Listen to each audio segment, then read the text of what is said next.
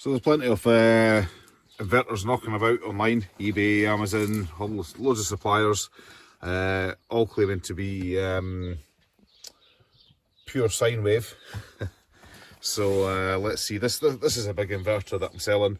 I bought it because I thought I would need it. I've used it once because I've got heating from the diesel heater, everything else is 12 volts, and I boil water with a Makita coffee maker running off the power tool batteries. I've got 10 of those. So yeah, it really keeps the strain off the leisure battery, so I don't really need this. I am going to buy another one, probably a little Victron one, just enough to charge the laptop when I'm on the road. But I thought it would be interesting to have a look at, you know, whether this inverter is a true sine wave, and also when I get another inverter, measure that as well and try and get a bit of a baseline so people can make an informed choice. So I've got the oscilloscope hooked up to the mains. I'm on the mains hookup at the moment. So a couple of words of caution. This is isolated. It's a handheld oscilloscope. It's not plugged into the mains. If you try measuring the mains with the mains power oscilloscope, you'll blow up your scope and probably yourself. Other thing as well, it's a 100 times probe, and the scope is also set to 100 times. So anyway, I've got a trace running on the mains hookups. This is mains from the house. As you can see, quite a nice sine wave there. So let's switch over to inverter and see how that looks. Just got to do the changeover switch. It shows you how often I use the inverter. You've got to move the bottle line out of the way.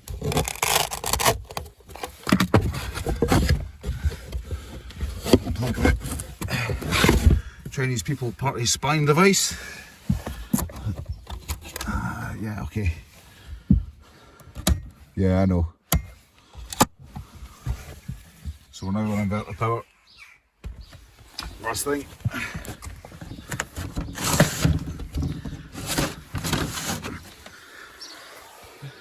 Is that's on there.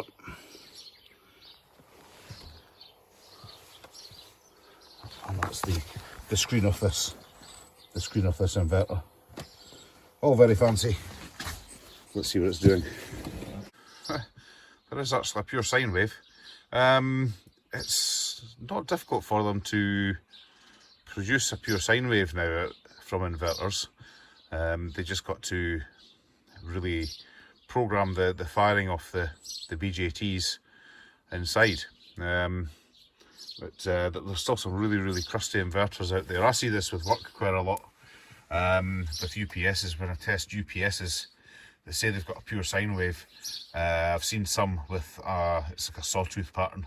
Really bad. Fine when the remains, when they hook over to battery power and their internal inverter kicks in. That's when you get something really crusty. Yeah, let's have a look at this, I suppose. Yeah, this is not bad actually. This is not bad at all. I suppose what we should really be doing is measuring this under load and seeing how it reacts. So that's what we'll do next. We'll chuck the kettle on.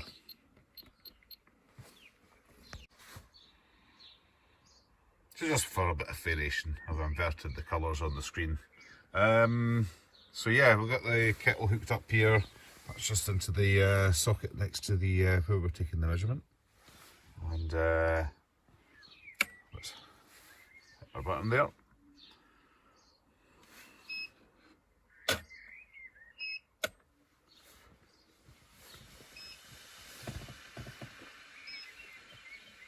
I think the inverter's complaining a little bit. It's obviously working. It says the battery's low. Yeah. This is why I don't like inverters if there's an alternative. It's the battery dropping right down to 10.8 volts, 10.7.